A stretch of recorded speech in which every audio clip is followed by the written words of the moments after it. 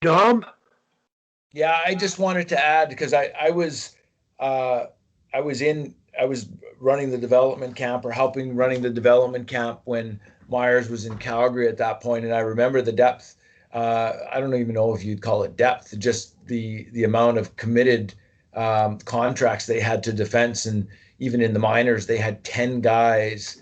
And that was I think that was our first year in Stockton, or it might have been when we were in Adirondack. So, um, I think and I've seen it a lot. There'll be guys coming into development camp, and they show really, really well. And they're just, there's guys that are committed, whether they're draft picks or they're, favors or whatever it is that ends up being.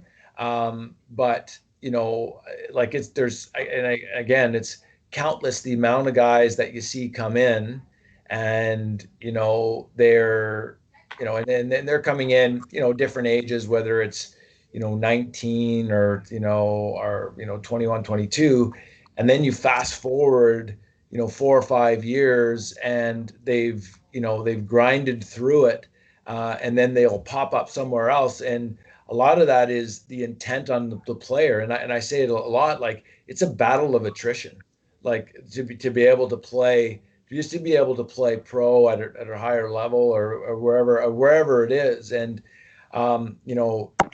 just referencing that with Giordano. So I played with Gio at the Spengler Cup, and it was 2007, and he was going through contract dispute with Calgary. They weren't wanting to give him a one-way deal, and he went to Russia. Like of all places, he went to Russia.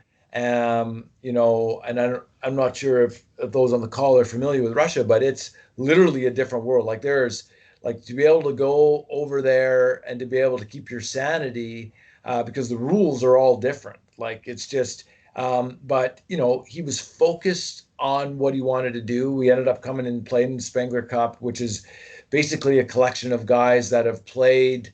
They're on the back end of their career, playing in Europe for the most part, skill guys, but and was one of the guys.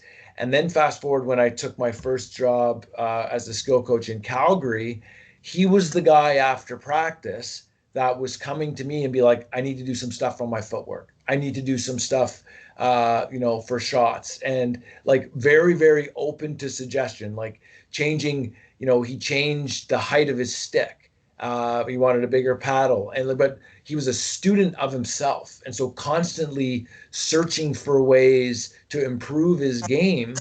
And then you see him win the Norris at 36 or whatever it is. It's a true testament to his constant desire to improve himself.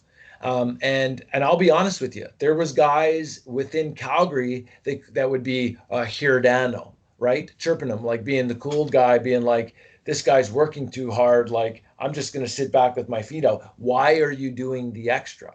Right? Like, and that was literally, you would hear guys say that. And that was some of the better players on that team would be saying, like, Giordano. And I would reflect on that. I'd be like, no wonder why and said players are not even in the league anymore, just because of that attitude, right? So again, it comes down to the intent of the player. It comes down to how vested are they at getting better. I know we've talked about a podcast by Marty St. Louis where he talked about just being like his own self accountability, his own self assessment. And I think with Giordano, and I'm assuming with Myers and everything else, like the better players and the ones that are able to grow within the game, they're the ones that like they've got that. They figured out they're very self-critical. They're constantly searching for ways, because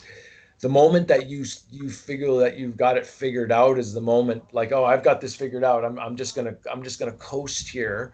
It's the moment that you're done playing, really. And like the exodus is quick after that. So no, I just wanted to just to share my experience with Myers and Giordano there. So